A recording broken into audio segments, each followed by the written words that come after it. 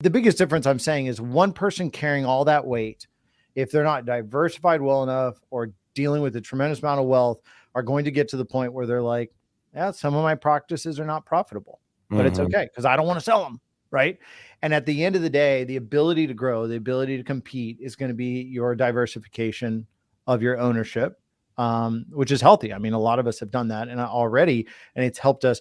But I think it just comes down to groups of entrepreneurs coming together and saying, hey, that's actually what Mark said. He said, look, I hope that it becomes part of, like, there's even groups doing private DSOs, right? Like the DSIs and Mark's group potentially, or the Bulletproof group. He's like that, this will be a good thing for the industry. And he's like, I see the rise in that as well. And, I mean, shoot, that's cool. And right. You get better, Dwight, like you're saying, in your own ecosystem by holding hands with potentially other partners. But I think dentistry gets stronger by potentially holding hands with each other versus a big PE firm, right? That is only coming in as an intermediary between investors and dentistry. That's it.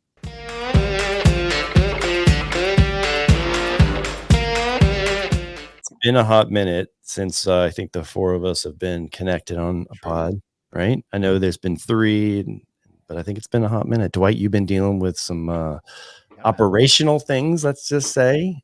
He's been listening because that speaking of dead weight comment really razzled my boy D Wizzle. Came back quick to that. I will say I listened because I don't need much content, but like one podcast with just the 3 of you on it. And I woke up this morning, I was like, I'm gonna just write off of that one. Yeah. Is it roasty time? Is that what you're gonna? Is that what you're? Oh, and he's coming for a vengeance for your boy. Dwight's coming for a vengeance. It's roasty time.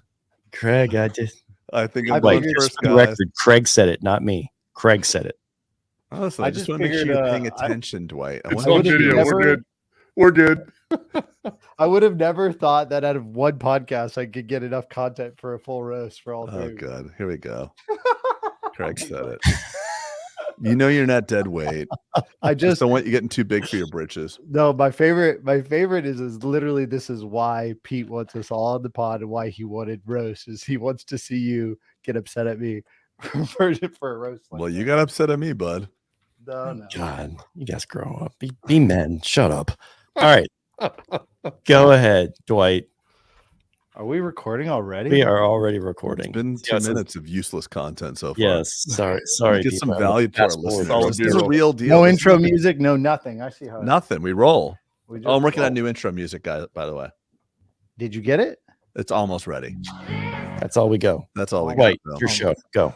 All right, let's go. It has been a long time since we've been on together. So, by the way, a long time since kudos to you guys. Craig, shut up. Kudos to you guys for the last couple podcasts, the ones I was on vacation. You guys crushed it.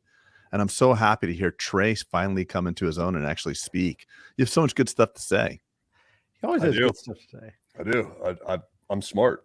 You are very freaking smart. I like you. Okay, go ahead. Mike is still a little low, but it's coming back. It is nice to get everybody back. And more importantly, it's nice to maybe do a little intro and a little roasting. So as I said, all of you gave me plenty of content from the last one. So we'll get started on the first one right here. So the survivalist hobbyist who's trying to make Florida more like Texas, whose political perspective is a merger between Trump and DeSantis. All guests to the pod, beware. He's our interrupter extraordinaire. Even as we tried to discuss all of dentistry's tips and tricks, expect him to come back and bring it all back to Florida politics. Inflation was not transitory, but his solution will be some allegory that tells any of you who have been profitable to give up now and make your practice forfeitable. Either pay for culture or become prey to DSO vultures. Feelings are his statistics, and Ivy League data is just a bunch of mystics. He tells us how we're overspending in the Ukraine war, so we are all aware, but tell Craig he's overspending on his people and he'll turn into the cocaine bear. He's our trailblazer, practice vision appraiser, and enough of a spokesperson to have a Republican Party retainer. Please welcome Craig Spodak to the pod. Thank you. Just for the record, though, I am not a Trump supporter. You can't correct the intro. I can. I mean, I feel like there needs to be a rebuttal. I'll write. No, there's no rebuttal to rebuttal. I'm writing an email. Who's filing a complaint? Yeah, I'm filing a complaint. There's a box. It's on your desk. It's over to the right. Just drop it right in there. Just drop it in there. Yeah, cool, Trey. And of course, the one and only, the chickens may always come home to roost. As we know, his tortilla addiction will never be reduced. He identifies as fat and happy, and regardless of what is going on in the world, this Texas boy is always chappy because he's always has his comfort of his Texas sayings. His desires for details is explained as good enough for government work, and he can't always say what he's thinking, so he sits back with the smirk. His analysis of the competition is that they are all hat and no cattle, or would that be all horse with no saddle? As the besties are busy making podcasts are never on low supply, this practice builder is focused to be as busy as a Texas funeral home fan in July. As quiet as he is, you might think he's got his head in the sand, but his practice model is so resilient, he doesn't even care if the economy will ever land. He's our logic speaker, positive thinker, rainmaker with a calming demeanor. Please welcome Trey Tippit. All right. I'm filing a complaint. Yeah. Can you write one for me too? I'll write both. Yeah, hey, man, it was all your Texas sayings. I had to throw them in there, man. Come on. Fat and happy. You said it. You did say that. You drinking a beer right now? Pick up that can. What is that? I think you're like chugging a beer back there. I'm telling you, 100% of this stuff is from this one pod, which I think is hilarious. And of course, last but not least, the first part of the pod. This intro is brought to you by Reynolds Wrap, the top quality foil maker for all you tinfoil hat creators who believe our apocalyptic instigator. His relentless Bitcoin backing means he's doubling down on the economy cracking. Hang out too long with him and you'll think he's a blowhard until you find yourself hiding money in your backyard. Who knows if he's right? He'll either become the Bitcoin chic of dentistry or begging Craig to move into his Florida barndominium on bended knee. This buyer of Bitcoin and bullets is ready to hodl, even if his data is anecdotal. He's our enterpriser who's betting on everyone else losing just so he can buy a crypto yacht for cruising. If you're not anxious yet, let's give him some airtime for his predictions bet. His cryptic crypto mindset will tell you to be your own bank, but you will leave every conversation wondering if this is just a prank. He's our enterpriser, anxiety rising, tinfoil hat advertising bulletproof host with the most, Peter Boulden. As he has a Bitcoin hat on right now. Crypto. I like it. I like it. You know, it's funny. I'm going to call Peter out a little bit. Oh, you know, I love you, Peter. I'm going to call you out. Let's all do that'll that. Be the first time, I'm sure. So about a year ago, Peter's like, can I borrow blank dollars of money? I'm like, bro, 100%. And just tell me what you need. I want this. I'm like, yeah, done. What are you going to do with it? I'm going to put it in the stable coin. I'm going to make remember you told me like, I'm going to, it was kind of a joke hypothetical. I was like, let me get like $1 million and like, I'll just put it in the stable coin. And I'm like, well, is there any downside? Like, absolutely no, zero, like impossible. It's pegged to whatever. I'm like, Peter, Craig, I'm going to tap my Luna, my Anchor and Luna protocol and all that Terraform my wounds are just healing and you just ripped it up. I'm sorry, bro. Come on. That was a significant amount of money that I lost, and you're just it was not salt in it right now. Are you kidding me? Dude? I lost like $400,000. Yeah, I mean that's 1 month. I mean, it's maybe not significant to you, but it would have been that's a lot more had he said. That's 4 days of Trey Tippit's crown and filling operation. All right, let's get into it. Let's get into it. Please. All right. How do we transition from that shit show? Golly, it's just tough. I don't know. Let's just put end. Let's not even rate. You want to not do this one? Like, let's just throw it away. Hey, if you think this has been valuable thus far, drop a comment. Comment. Just for now. Don't forget to subscribe. Yeah, smash the subscribe button. Okay, let's get into it. So we just got off the pod with Mark Costas. We did one, and we had a really good conversation. and we were kind of comparing notes as to kind of, as he coaches and Bulletproof has coaching and the outlook on the economy and what he's saying. There were some eye-opening things that we were talking about. And actually that's how we kind of spoke about, I said, Craig and I are kind of on the kick that you probably shouldn't sell your practice right now. A, because interest rates are too high. B, because you probably don't know what your next looks like. And then Mark proceeded to tell us like he had just pretty much gotten out of ownership of dentistry. But on cue. In that, though, it was the context always matters, meaning he had a lot going on in terms of his next steps.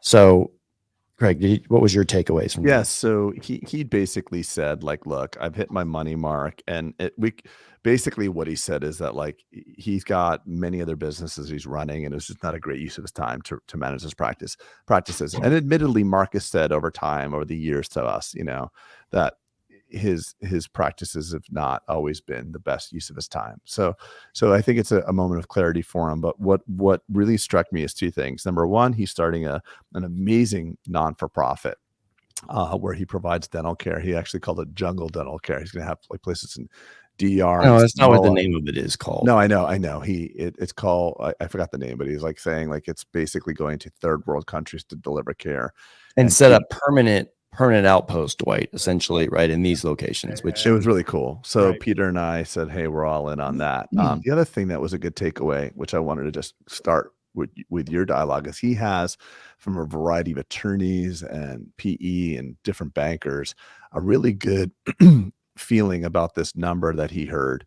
And he said that in the next 7 or 8 years, the consolidation will go up to about 65 to 80%. So let's call it like 70 some odd percent. So in 8 years, it'll be at 72 or 3%. It's 30% now. Right. And in 8 years, it'll go to 70 80%. Right. So that's exactly what I just said. 150% increase. Yeah. Right. Well, what part? You said no. What part was incorrect? And anyway, so we're gonna the consolidation. He says, listen, he really feels strongly about that. So before we go, I asked him, what is that a fear based? Do you feel like that's the consolidation acceleration is it a fear based thing, or is it oh my gosh, look at all this money? And he said it's half and half, I think. And I said, okay. He said a mix of both. So I'd love to hear, first of all, Dwight, Trey, do you, I know we've been saying I've been saying or hearing for 2 decades now, the era of the independent dentist is closing and consolidation is speeding up. But like, everything happens slowly until it's sudden. Is it speeding up? And do you believe that it will be that mid 70% in 8 years, like literally increasing like by 20% per year or 25% per year? Do you guys think that? No. Go ahead. That's excessive. I mean, a that's consolidated market is not 80%. I mean, you might as well go to 100 at that point in time. Well, he's basically saying the outliers at that point, Trey, they will sell. They don't care. They'll just basically say, I'm not selling for anything. Like, damn the consequences. I'm not selling. And so that when all this started and we started hearing from everybody, and you had the fear that was placed by those buying always came at you with, hey, there's a window and this closes, don't miss your chance. So you have a big motivator from a seller. The musical chairs thing, right? Yeah. Like, there's not gonna be a chair left for you if you don't do it now. Yeah. And then you lost your whole opportunity. And the problem with that is it implies that everyone's going to work. And this is what was always said. We're all going to work for, one of 10, 20 companies, and that's going to be it. And as much as the industry and consolidation has taken place in a lot of different places, dentistry still has a relationship component, much more so than what you've seen in the past, even in healthcare. So I think you still have that as a fail safe to keep people going in the direction of independent practice. Here's why, Trey, I don't want to stop you there, but here's why there's so many people beating the drum of what you just talked about, that fear drum, like better move now, better do it now. The money's there. Good. Look at this multiple. And so like, I feel like we with that last pod, we adopted kind of the contrarian view, because I think it's healthy to have balance in people's audit of what they want to do, is like present all these reasons. Okay, we hear your fear mongering, we hear the opportunity, we hear the FOMO, but also like, let's explain the reasons why you should never, right? From a context standpoint, you should never sell your practice, right? Like Trey, you even saying, I'm never selling. I don't give a shit. I'm never doing it because look at all these benefits that I've gotten to enjoy because of it. And so I like having this in the industry. I like having a big contrarian view of saying, like, don't do it unless you have a situation like Mark, where he's saying like, hey, I had 6 other businesses that I needed to jump into. In dentistry, I checked the box with general ownership, and I wanted to go make impact in all these other areas. And I was like, dude, that's a completely different story than 99% of the people who are selling. So like, you are the unicorn in this story. Most people, don't have that. So I don't know. I don't know where I'm going with that, other than I like us banging the drum of don't sell your practice, optimize that direction. It feels like we're the only ones. You know what I mean? Like, it's such a consistent narrative right now. And it's not irresponsible, because I feel like things can always be fixed. I mean, going back to that freedom of direction, you can always optimize your practice for whatever you're seeking in the life. If you want to do impact, optimize your practice for that. If you want more time, make less money and optimize for that, or become more efficient. If you want to scale and grow your net worth, optimize for that. But without that vehicle of your practice, or the vehicle of dentistry, and you're going to be limited. That's one thing I want to add, Peter, and I want to hear obviously from Dwight and Trey on this too, is that we're speaking to a broad audience. There's a lot of people that are listening to this right now that their businesses are failing. It's not working for them. And all they have is the implant course. And the belief is, I got to get better clinically. We spoke to Costas about this as well. There's very few good business trainings that are out there. And we speak from the luxury of not only teaching, but benefiting from our mastermind. Look at how much value we've all gotten from what we do. So when you help somebody, you get helped in return. So I could speak that 7 or 8 years ago, I hated my business, and a 5 multiple might have got me to ring the bell. Trey, I know in the past you've not liked your business. Dwight, we've gone through these rough patches, and we sought out and got educated. So we're speaking to people that don't recognize that what you may need the most of is to sign up for like a Costas or a Bulletproof or whatever the flavor of business training is, because it's not to take the weekend implant course. That's not going to fix your business. Get an environment, right? Like you said, in the DSI, right? Maybe going to that conference and sitting down with someone and being exposed to someone at lunch who may course correct, right? So may say, oh my gosh, I was in your spot. Right. So many of these problems I feel like in dentistry get propagated because we live in the bubble. We live in a silo by ourselves, and we make decisions by ourselves, and we don't have someone that we can trust as a dental counterpart to say, hey, what should I do? Like Craig, you and I have used each other for the past 10 years almost 10 years now, of like, what do you think about this? Right. And I know that your advice is coming from a very Peter benefited way, right? You're only wanting me to win in the advice you're giving, and vice versa. And in dentistry, we live in these lonely silos, and we think like, all right, well, I don't really know what to do. Like, I'll just pull the F-it card.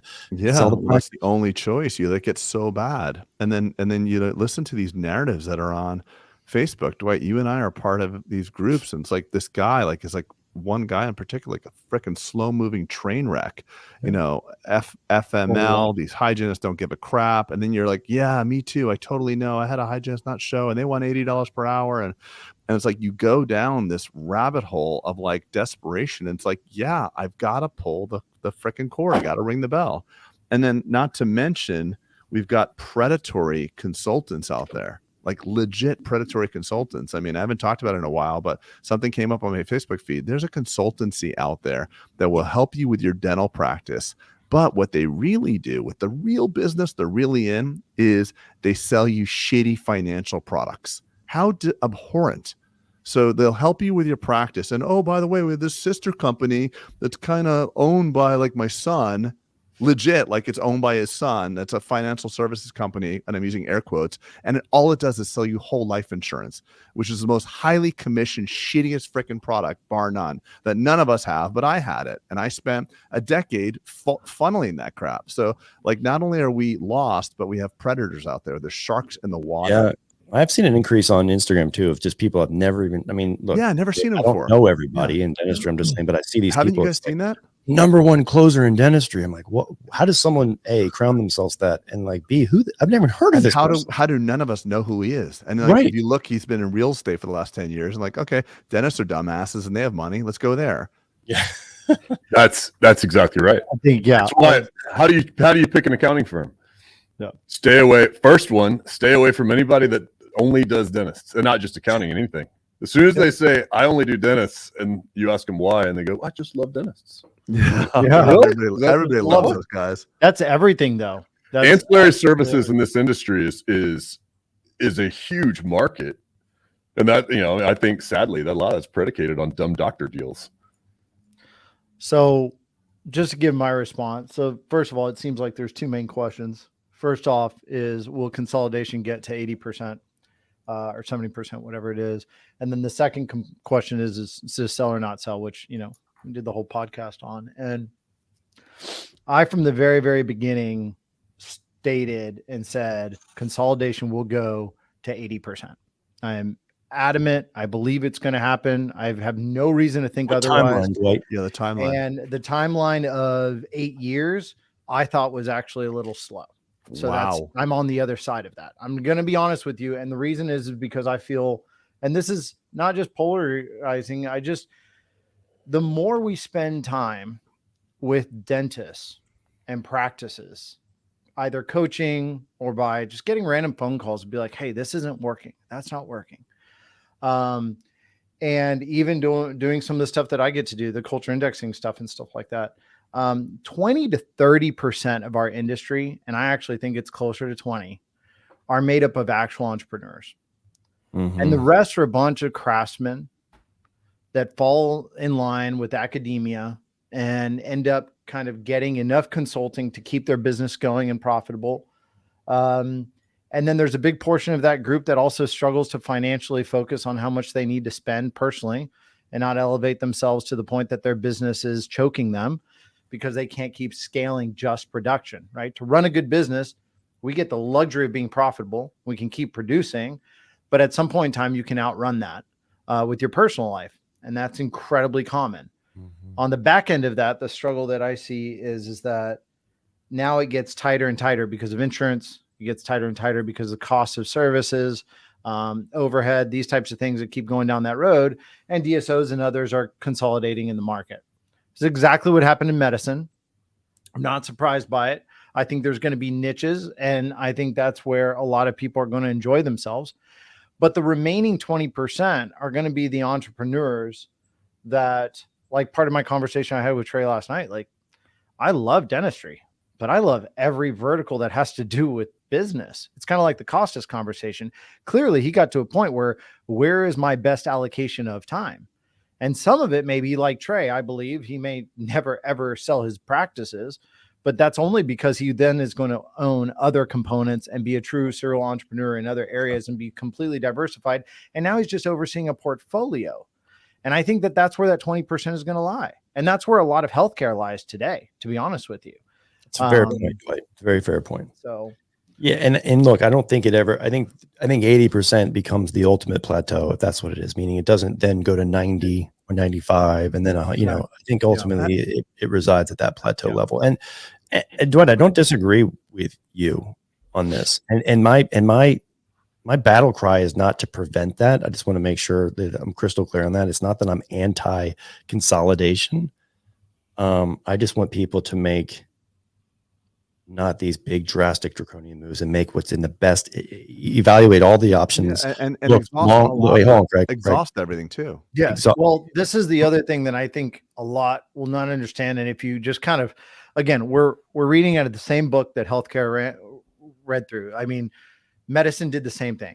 And what happens is those entrepreneurs who try to keep up with consolidation and compete but don't diversify their portfolios and have multiple ways of revenue and a lot of protection for themselves, willing to make, heavy risks on practice acquisition, development, things like that. Those entrepreneurial groups who then don't diversify their guarantees, meaning having partners.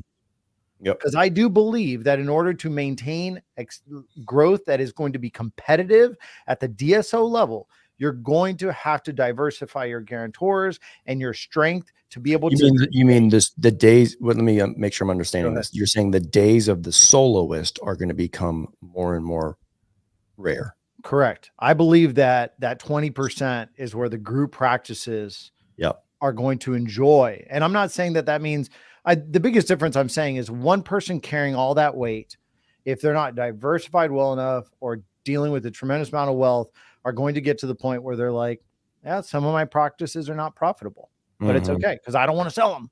Right.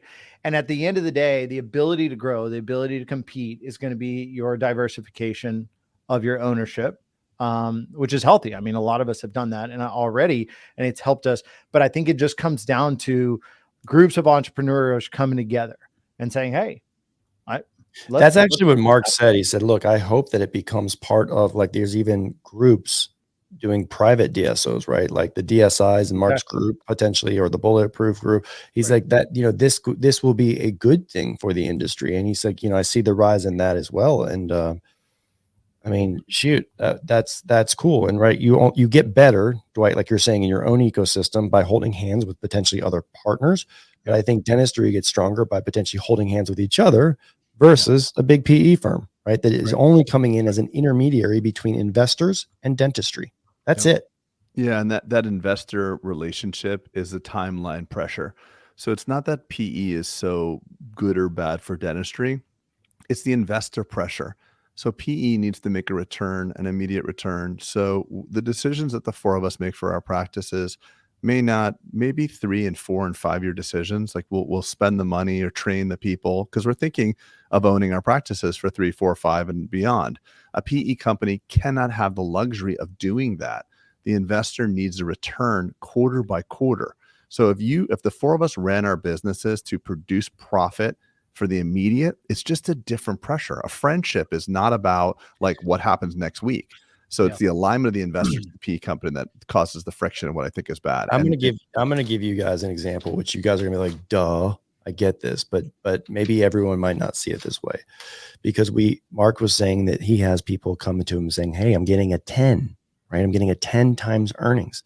So I would encourage people, if you're doing that, all you have to do to get a 10 is keep your practice 5 more years, and then you can sell for a 5 if you want it. Or keep it for 10 more years and throw it away. For 10 more years and walk away, right? We get you laugh at the example, right? But like, and chances are it's probably not going down. It's going up. Right. I'm not saying it's a game of holding on as long as you can, but like, let me interrupt for 1 second. Let me interrupt for 1 second. I need to crowdsource this. Someone told me, and I can't remember, this is something, help me verify this. I spoke to a very smart person. Maybe one of you guys was in the room when this happened, but I've heard that when everything consolidates, as it gets more consolidated, 80, 85, 90, valuations go up. So in veterinary, when it became 60, 70, 80, 90, dermatology, as it went to the upper echelon of consolidation. Supply and demand, bud. Supply and demand. Right. So is that something that you guys agree with, that the most banana? Okay. Yeah, you hear that, but there's also an inflection point where it doesn't make sense, right? We've heard of those scenarios in dentistry where it's like, oh, I got the 18x. That's probably not sustainable, right? We are not a software company with zero expenditures. We are heavily based in expenses, provide those goods and services. So there is a limit to where it goes, and I don't think the 18 times earnings is I understand. Okay, it's kind of like right now. And just so everybody understands who's listening, like, when he says a pure supply and demand, it's not as, just simply as that. Even when you get to 80% consolidation, 70%, 60%, there's going to be less of a cereal aisle of practices available to try and acquire. That's the whole point, right? So it's going to be, okay, it's more savory. Now, I will say that at that point in time, well, it'll either be dog shit. Higher. Dwight, hold on. I believe at that point, it will become like a third world nation, meaning there's going to be elite practices and there's going to be peasant practices. Yep. Yes, absolutely. But just like the cereal aisle, it's no different, right? You've got all these types of scenarios, but towards the end, there's going to be less and less available to buy.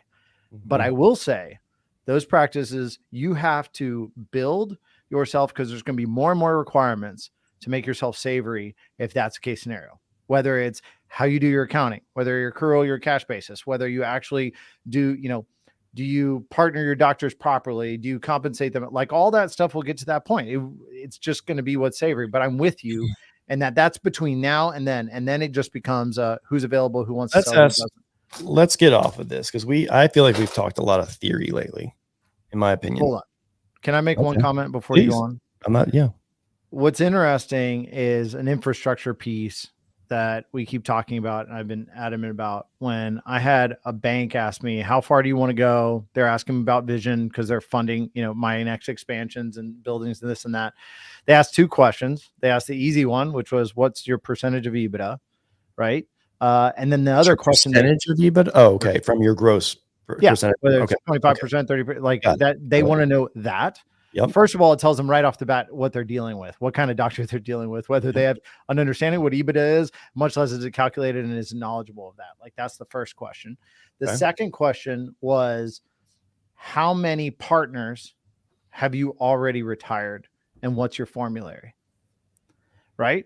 And so transition. They want to know your longevity. And so I looked at them and I said, we've retired 4 partners, transitioned them.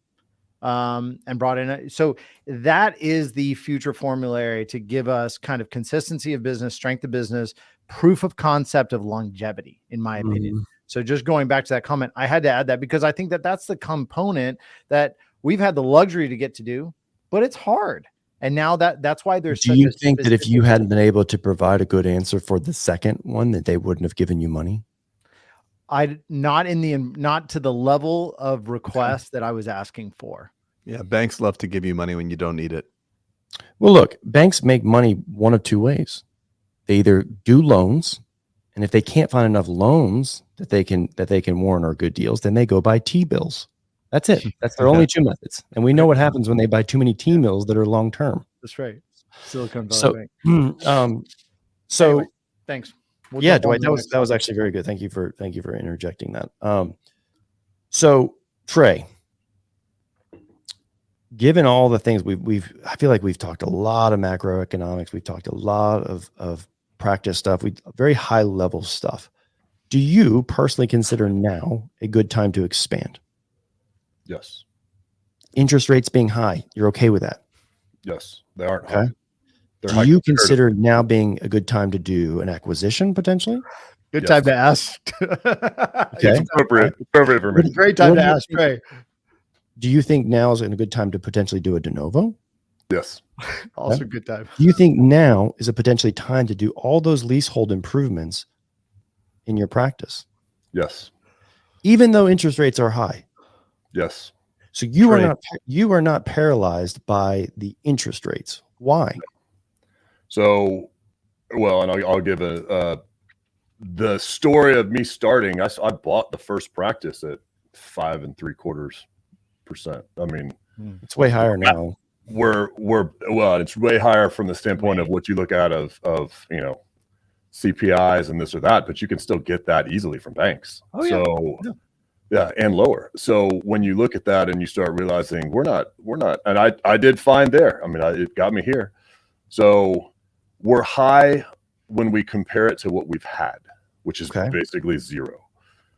And the other aspect, we've touched on this in the past, but this is a cash flow game. And if what your debt service is because of an interest rate going up, however many percentage points there, if that affects whether you should do something or not, you don't belong in this game. I mean, you're not running it from a cash flow perspective because there's too many other aspects that go into that. That's just one line item of okay. Let me throw one more variable for you in. What if unemployment is going to double? Let's just say you can crystal ball, unemployment's going to go from 3.5% to 7% in the next 12 months. Are you still on the gas? And if so, why?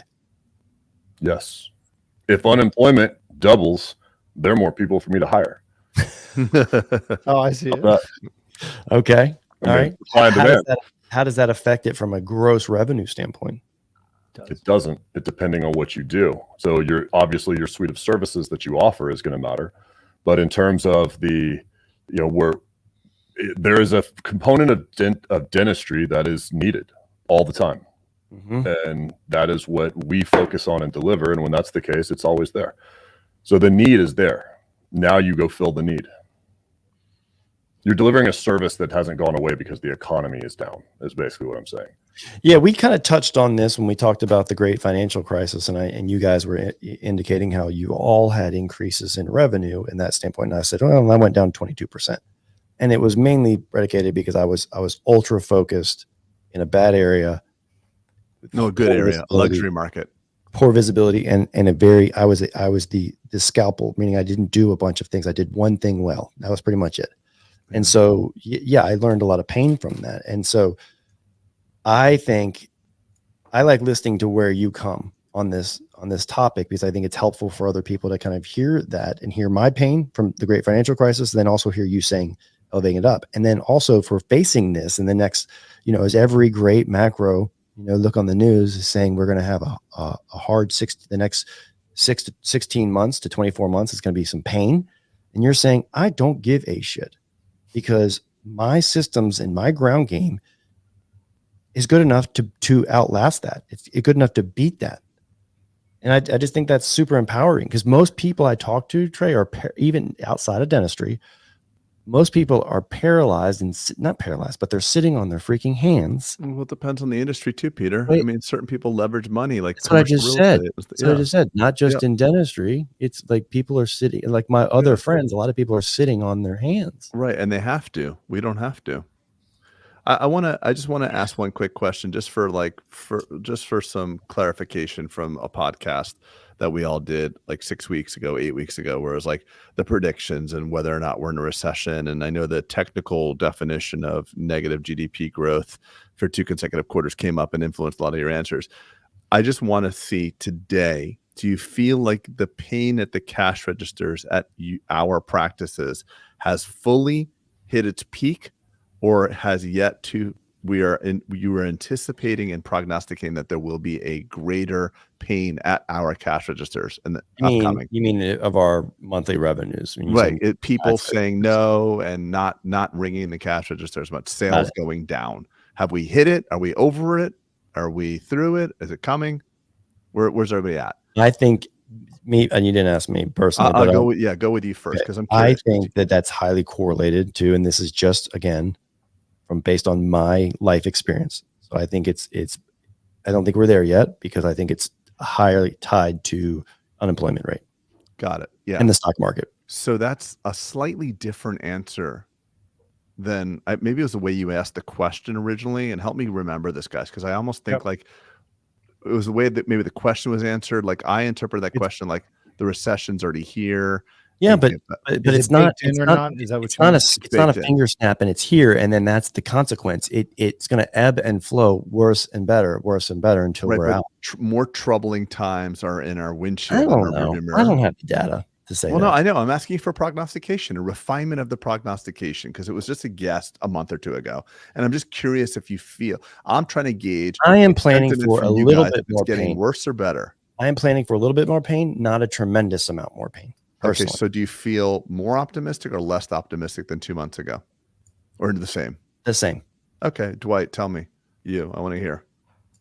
When I said that I felt it was relatively baked in, it's because I did not feel I was going to get a 2008 impact comparable, right? And so my concept is that the oscillation of the economy is going to be more what we're used to feeling. And I think that a lot of us who made a lot of infrastructure development during COVID and all these other things are more prepared and apt to be able to do that. And then I don't think it's going to affect that much. Do I think it's going to be more correlated to unemployment? I agree. I think that's going to be the key cog that we're watchful of. All the things I watch when I turn on the news and I'm listening to it in the car on the way to work, whatever, like that's probably the one that I listen to the most, because it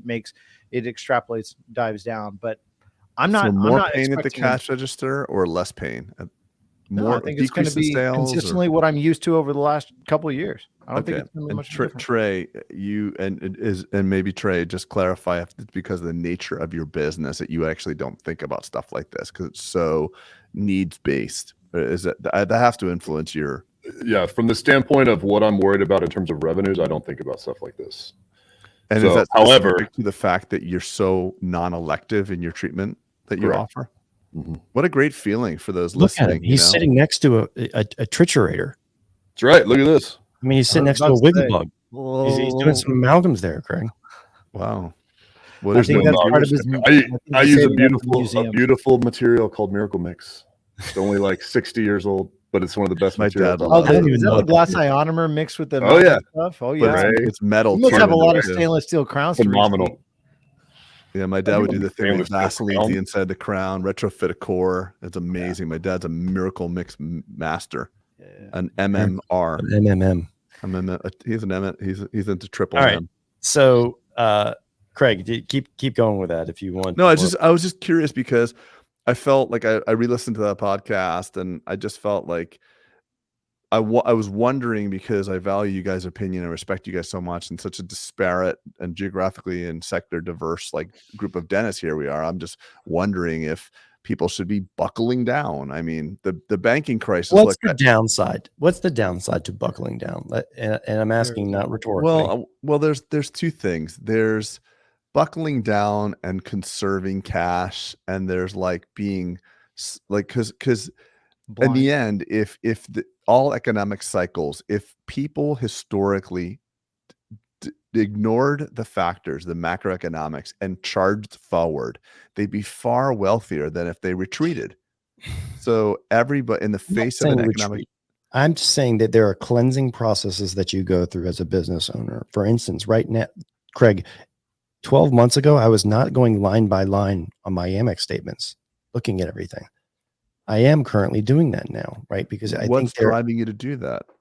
Because I think when you have high revenues and you're blowing and going, you have a tendency to get sloppier business process. Because has your net profit waned a bit over the last 3 months as a percentage? Not the net, but no, but it's again preparing for battle potentially. And if I have the time to prepare for battle and like you said, kind of batten down the hatches, like COVID. Like COVID was a great one. Yeah. So what he's saying is if there's a revenue drop, he's making sure that his net stays the same. I think potential upcoming tragedies are great. If you think that's potentially coming, that is a great exercise to dial in some things that you may have gotten sloppy in. That's all I'm saying. Yeah, I agree. COVID was that for all of us when we were all talking about getting extended terms and like, do you really need this? Do you really need you that? Turned off a lot of software. You turned on. And you know what's funny? You never turned it back on. You started doing a lot more remote, like Invisalign. Your clear aligner checks were becoming more remote, less frequent. But you didn't go back to where they were pre-COVID. There's certain things we learned about. So yeah, I think it's incumbent upon a business owner to do all of that prophylactically. If you were in the market like Trey is potentially, like if you were looking at a practice to buy, and you're saying, look, I'm foot on the gas. I've got a lot of disposable cash right now. I need and want to buy a practice. I want a second location. What would be some of the things that you would be looking for given the optics that you have? Well, I mean, I would, when Trey was talking, I was like, damn, I'd invest right purposely with him. I'd love that, the opportunity to do that. You know, I like where he's at.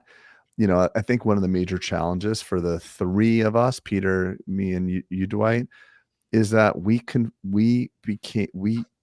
built the practices around the dentistry that we like to do. Dwight's a full arch implant master, you're an AACD, you know, master this and that. And I've got my own clinical expertise, and we build practices that make us personally suit our own egos. Trey was really smart to say, and maybe it's just his optics of it, he's like, I want the most replaceable thing. And I think that's really cool. It doesn't make me feel good in my ego to do that restorative miracle mix stuff. It actually bothers me a bit, but from a business standpoint, man, that's bulletproof. You're not posting that on Instagram? I'm not posting the Miracle Mix before that's and not after. dental. That's not dental. And I also don't think that then at that point, Tony's reposting his Miracle Mix front tooth if I did that either. So I think we conflate our businesses, and we as dentists like to associate the patients we treat with our own sense of purpose and fulfillment. And kudos to Trey for separating that out. Because if I invest in a fund, I want it to be a diversified fund that like sells like wheat. You want a guy who gives zero, right? Yeah, I do. So I mean, the fact that Trey does that, zero freaks. Sorry, Dwight. Yeah. Zero freaks. Mother freaker. I just think it's really cool, and I would love to be an investor in that. That's a sound investment. All right, Dwight, same question. That's not what I do though. So what I would like, I don't want to build another SDG right now. Right. I know you. I'm not saying another one. I'm just saying hypothetically, given your optics, like if you were to do that, Dwight, same question. What would you focus on given all the aforementioned we talked about, right? Interest rates, potential this, potential recession, potential this. What would you be looking at as a target of something that you would say, this is what will perform well and what I want? So for me, what seems to work the best for me is comprehensive care, high same day dentistry performance, general practices. That's just the ones that to me in general, and honestly, that's what gave me stabilities, good quality hygiene programs, good quality comprehensive care, general dentistry with same day, meaning we're taking care of you today. This is not that, and it's built into the format and the modeling. Those are the practices that I tend to find other practices out there with low utilization rates of their existing spaces, that have excess chairs or have some of those things. And honestly, when I get a new associate today, I give them an extra chair besides a regular production chair, and I just open that chair up to online scheduling, and it fills up for same day care. And it is the method by which we're moving right along, because I think cleanings, by the way, and same day cleanings. Yeah, let those associates do their own cleanings. That utilization rate gives you personally a lot of data very quickly from an analysis perspective of acquisition, correct? Right. And so just for everybody to understand what I mean by utilization rate, I mean, we're talking about net production divided by the total number of hours of patient care. So total numbers means number of chairs times number of hours that they're in operation. So you've got a total amount of patient care hours. And yes, you have to go through, calculate when you're open. So if you had 8 chairs, Dwight, just to break it down, if you had 8 chairs in your operatory and you had 8 hours a day, you'd have available 64. Okay. Right. 64. And so divided by your collections, your net production. So you can do a net production view of that and understand what they're capable of doing. Because some of these have horrible AR programs, right? They're lacking in 20-30%. I think I can tackle that without any problem. So you're saying actually look at production, not I look at production for an acquisition, because I tend to look at these collection scenarios. They make everything look really bad, and it's just because they suck at AR. See, that's your arbitrage. Sorry to interrupt you, but that's a beautiful thing. And I think that's where DSOs, if we're kind of landing the plane on this, they look at things just like that, because they're saying, hey, we can pay them only on the stuff that's landed in their bank, i.e. the collections. But we have systems in place that we feel like we can recoup some of that AR imbalance that's happening. Right. And that's a great balance point. AR, and you can utilize the space. Yeah. You can get upwards of 5 to 10% EBITDA higher on that acquisition the day one, months after you buy it. Yeah. Oh yeah. Okay. Months. Yeah. But it did a very quick fix. You're right. Without changing much of anything, right? And without paying for that otherwise. So even utilization rate, like if there's a lot of practices out there. So let's say you're high end, small boutique, or, those types of things, you might have a $300 utilization rate per chair per hour. Right. But for the ones that I'm looking to acquire, I like that 125 to 175, which means they overbuilt out chairs because a Patterson rep oversold them, which is, 80% of this situation. And then you have the other case scenario where you have individuals who don't know how to do same day, don't know how to master the marketing components or online scheduling, all these other components. So it's a pretty easy flip. but I note 125 to 175 because I know I can easily get them over 200. 200, right? But the question there is I don't want something that's under 125 because that's a doctor quality of care limitation. The team's inability to do it. I'm going to replace the whole team. Lower's not better. Yes, it's not just a bad location, wrong side, all these other things. And you've got to be honest with yourself. So focus that avatar and that structure. Dwight, one more question for you on this, because I think this is good. This is helpful. Where do you feel like would be the Goldilocks utilization? No, not Goldilocks utilization rate. I'm saying like what's too small of a practice to acquire, what's too big, right? And what is like kind of I like that one. Mm-hmm. I don't look at anything under 650,000. Okay. And that's small. It's really small.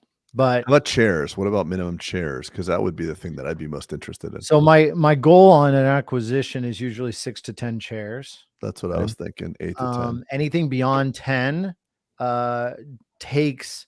This is what I often find is somebody has a more than 10 chair practice, and they build all their systems to accommodate that one central like stadium of dentistry. Takes a lot of work, right? Craig, you know what that's like. I know what that's like. But the model is totally different in the second office if it's 6 to 10 chairs. Very, very different because the way you utilize people, the pace at which, how tight everything is very, very different. So it's a completely different model the second you jump out of that. So if I see something that's above 10 chairs, I get a little worried how scalable that might be. And it has to turn in at that point in time. If I see something like that and acquisition is possible, I'd have to have it centralized to other locations I might purchase. And then I'd make that a specialty hub. Very good. The way that we do it now. So basically you're saying 6 to 10 is the Goldilocks in terms of operatories. Above 650. And then above 650. Yeah. And can I ask you a question? Yeah. Sorry, go ahead. Go ahead, Peter. I'm sorry. I didn't mean to cut you. No, please. No. I just I got a quick thought, but please. So goal of 650. Keep going. I wanted to finish. North of 650K. You don't really care what profitability is per se. You don't necessarily care how the accounts receivable, what that looks like, because you feel like that can be remedied. And like I said, that's kind of your arbitrage, your personal arbitrage from Dwight's ecosystem to say, hey, I've got the operations to fix that pretty quickly. So I don't know. I'm taking I think this is great. Yeah, I know. And this is very valuable because I actually really align with Dwight. I think Dwight, if I could have run dentistry in reverse, meaning being a 50-year-old and gone backwards in dentistry and done it, that makes any sense. I would have done 10 operatory practices times X number of locations. Right. The scratch up buildings that I build now are 10 ops. Yep. Okay. Yeah. That's very, very fast. No more, no less. Just lock it in. Yeah. So I love that you're. Of course, you know me. I'm going to throw in the other axis to this graph of what makes you happy too.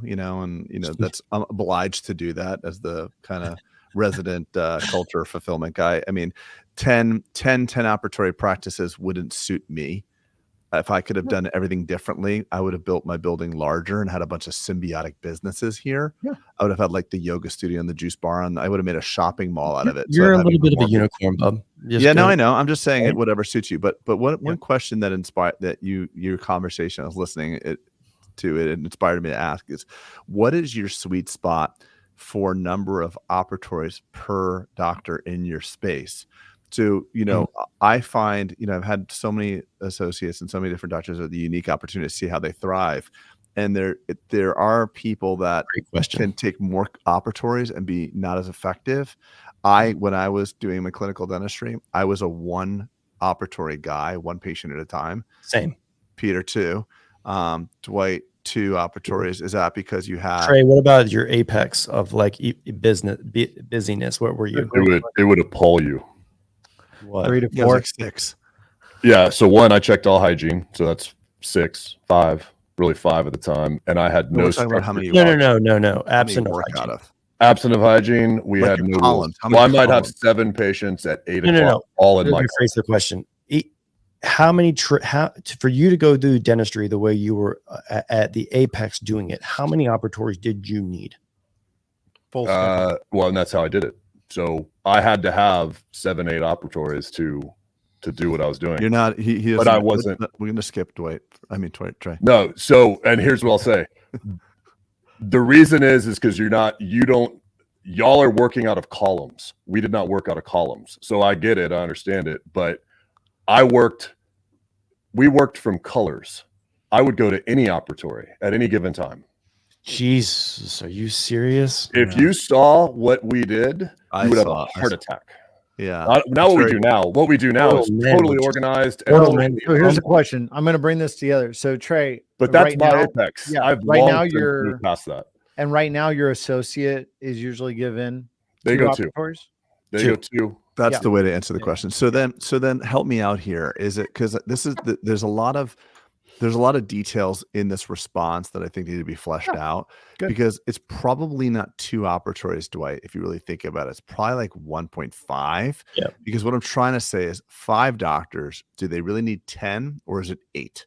Is it that they need 1.6 operatories, or you really need 2 per doctor? Look, I agree where you're going, Craig. I think 1 doctor needs 2. I think 2 doctors needs 3.5. You know, you could probably get by with three, right? 3 or doctors. Maybe 3 doctors need 5. Yeah.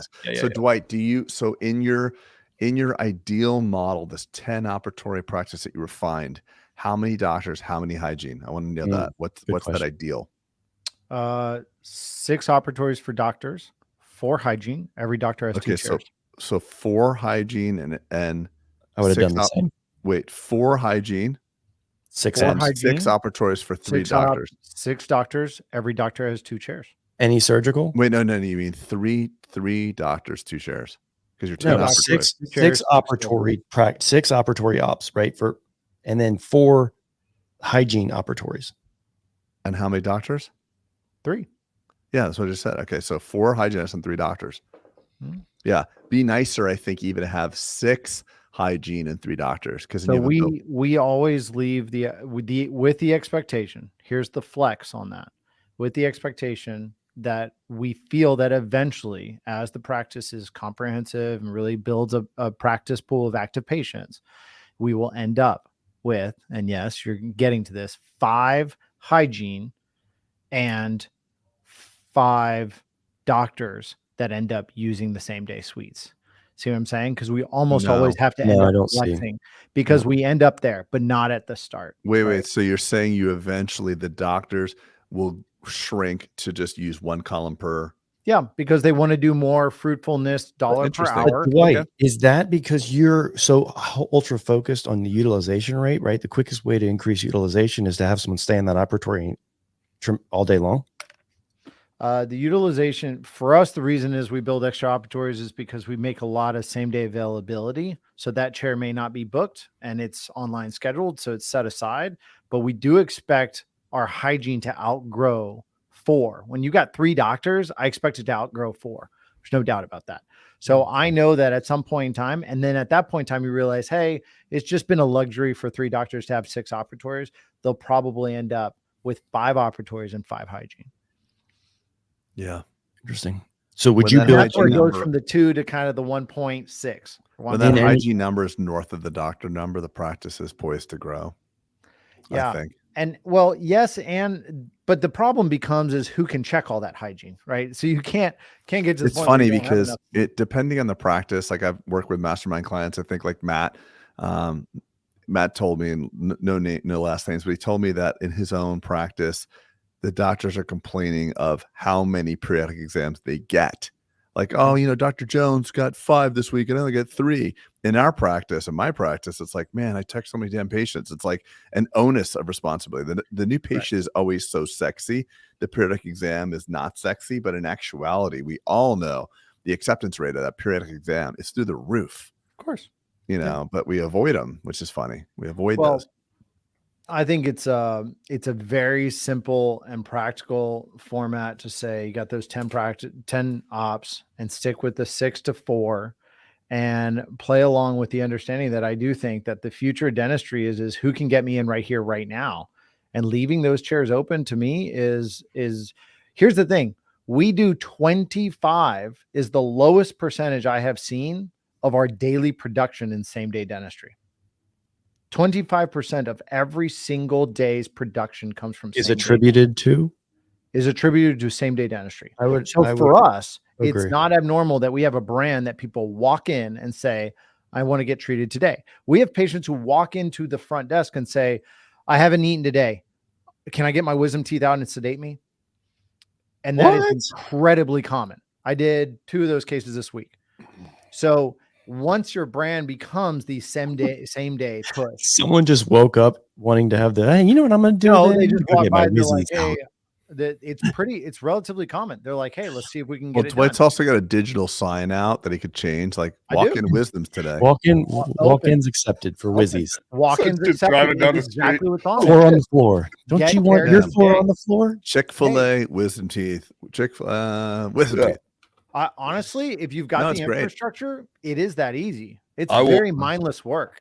I will make the comment towards that of, I believe that the accelerated growth that is sustainable in the long term happens because of that ability to do that same day growth. That's what we do. Yeah. You need to do it when you're fully booked out for weeks and no opportunities in hygiene or general in your schedule, restorative schedule. You got a problem. It's time to add operatories or doctors. Yeah, and I think that has done nothing but move upwards in the direction of, people even now, younger people are even more driven to want convenience. Absolutely. In which case, same day is now it's giving, and there's a lot of ways to define convenience, but really getting them in right now is the I believe that is the end all be all of convenience. In which case, get it over with. Yeah, ask your walk-ins. When was the last time you got care? Well, I had this other tooth that hurt me, so I went. Okay, where'd you go? I went here. Oh, what about the time before? What'd you do? Oh, I went over there. Okay, well, what was the reason why you went to 3 different dentists for the last 3 dental appointments? Oh, they could get me in right away. Okay. That is the generation we're working with, and that is the future of dentistry. If you can't accommodate that, I think you're going to struggle. And that's what DSOs are focused on. But I'll make the comment about new patients. Yeah. I don't have to pay attention to anything but a trend of new patients. And when I know that hygiene is a big issue is when the new patients, which happens literally in 1 month, plummets. The first thing you go to is, oh shit, how far out are we booked? Sure. Now everyone calls, and you may still get phone calls, but now they go, oh, you can get me in when? Thank you. I'll call someone else. So Trey, that's the problem. People are working the advertising spend, and they don't have places to put them, so they're actually spending money to piss people off. Right. Come see us. Yeah, I'll see you in 3 months. We may have to say this. Trey, you open up a can of worms.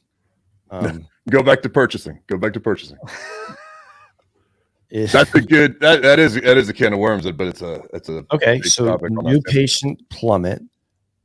So Trey, your mind goes to what?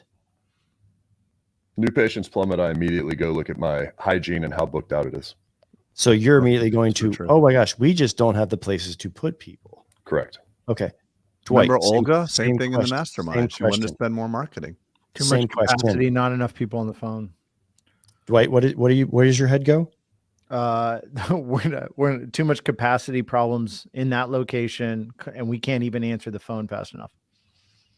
So that's our big problem. It's not in. This is fascinating.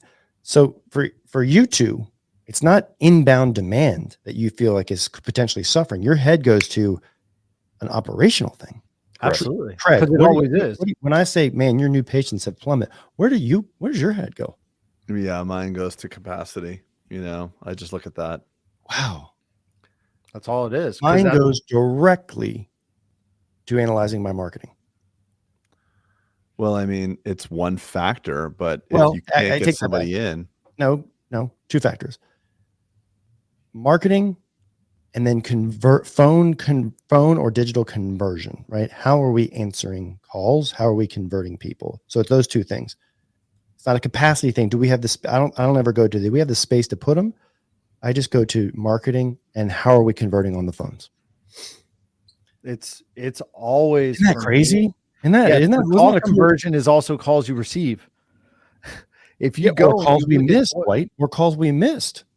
That's what I'm saying. The biggie is the missed calls. And for us, we will get we have a weekly meeting in marketing, and the first thing we actually spend our time talking about is bones.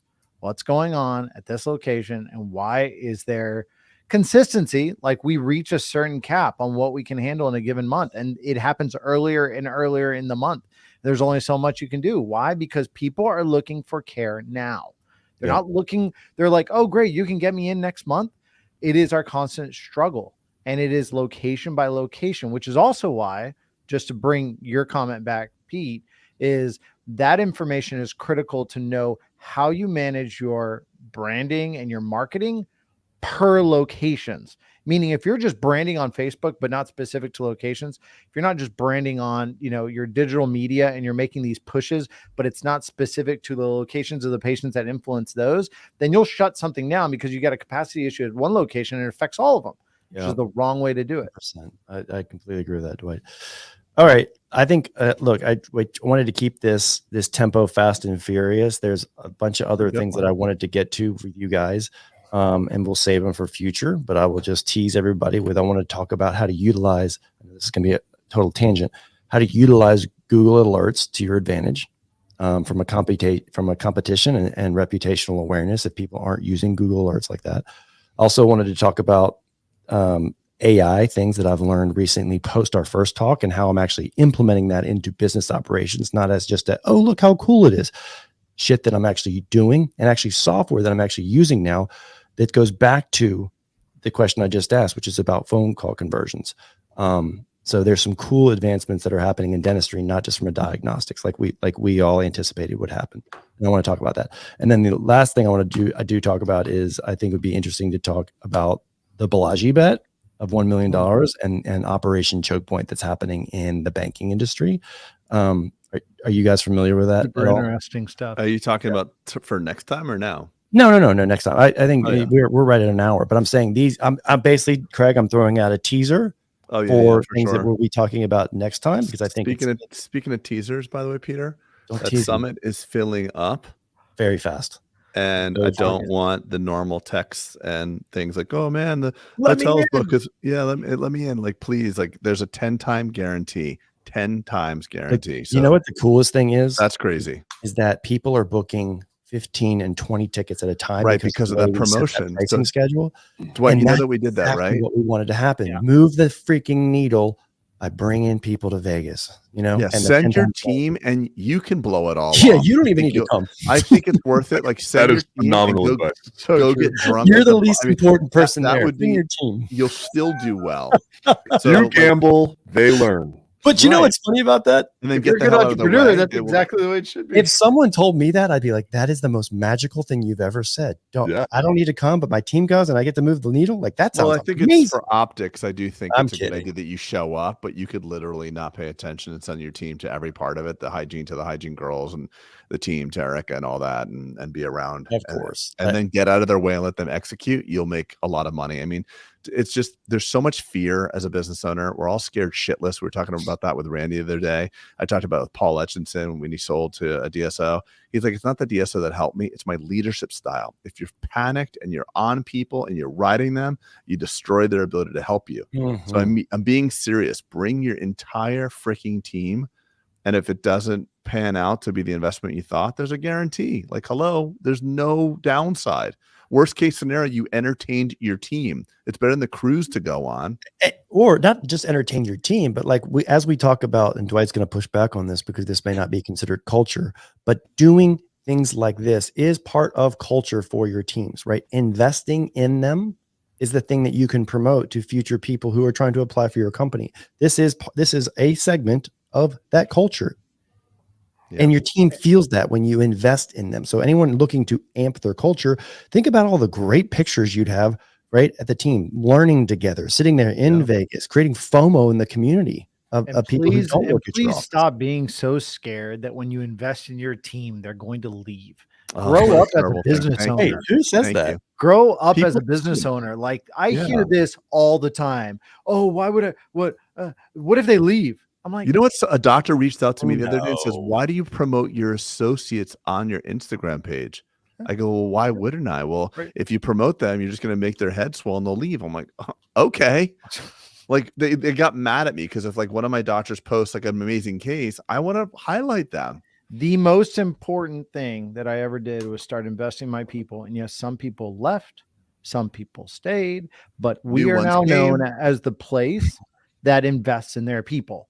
And it attracts the kind of people that I want in my business. What a great legacy. You should always be known as that. Yeah, the soundbite that we use that I think is good for people to hear and push towards, which is exactly what Dwight said, is I would love for your career to be within these 4 walls or however many walls at this point. However, if it is not, we fully understand. Let us know what your goals are. We'll help you get there. And I want you to actually view your time here as a phenomenal stepping stone to get where you want to be. A Richard Branson quote like that: train people well enough so that they can leave, treat them well enough so they don't want to. Yeah, that's a great quote. That's a scarcity mindset that people have, though, and I get that infectious, though. Depending on who you're hanging out with, if all your friends are saying that shit to you, believe me, you'll start thinking that. Sure. That's your 5 closest. I can't tell you how many times someone has told me the flip side of that is like, oh, I don't know about this person. I'm not sure if they're going to last. Then you invest in them and they're there forever. Yeah. Why? Because they love that you put time into them. Part of the reason why they're willing to leave is because you're not investing in them. Right. So, I made a list of stressors right before COVID, by the way, guys. And one of my stressors was to fire this person that's in my organization today. This person is amazing now. They were in the wrong seat on the right bus. I had them doing something that they hated doing, and I got so mad at them. And can't you just do this? And they never did it. And I'm like, I gotta fire this person. COVID happened. Their job position changed. They're freaking indispensable. Yeah. And by the way, if you treat them that way, if you say I'm not investing in this person, you're gonna make them worse. So when you think people can't do what they can, you make them worse. When you believe in people, you help them become what they can be. So you have to be, as a leader of your organization, the person that steps ahead and believes in someone, gives them a little bit of lift under their wings. That's what you need. That's what people need. I'm going to get an update from Lacey on, I think that the biggest thing, the urgency for the summit is the amazing room block that we got. Yeah, that's true. 200 some. I'm going to get an update from Lacey on how many are left. It might be sold out at this point, but I don't think so. That's not yet the room block, but that crushes you at that point. You got to get that before the room block, because that room is like $800 and it's like $200 at the summit. Don't quote me on the exact numbers, but it's awesome. Well, basically, never get numbers. Sending 3 to 4 people versus sending what? Yeah, absolutely. That's awesome. Yeah, send your team. That's Dwight. I know you always have, even before we were connected. You were sending your team and lit them up, and what a treat, what a benefit for them. And you don't just have to send them on some entertaining thing. You can actually entertain and educate. Dwight, I want to give Dwight, Craig. I want to give Dwight some kudos. I think we were actually just talking the other day, Craig and I, of how proud we are of just, you've made such massive advancements in such a short amount of time. I have a video of you, like, when you were kind of breaking ground, being like, I don't really know what I'm doing, but a lot of this was because of y'all's help and whatever. And you're just blowing and going and really, that video is cool. Really to make that ironic, we are struggling to move around the construction opening of another 10,000 square foot building because y'all summit is right on top of what we're opening at. Oh my God. So it's like, it's kind of if you talk about full circle, that's the reality of it. So yeah, now look at you leaning back in, even through doing this pod, and our mastermind, leaning into others and kind of paying it forward, because you've made such massive advancements, man. Just really proud of you. Appreciate it. It's been good stuff. Sweet guys. Well, thanks for the time. All right, besties. Happy to be back on the pod with you guys. Bye-bye. Take care, everybody. Wait till you hear that new intro music. You're going to love it. Yeah. It is fire. The new intro is fire. Craig has worked his butt off. We keep hearing about it, though. I know. Like a constant, it's like roll it out. You never know. I gotta make it perfect. It's got to be perfect. We'll see it next year.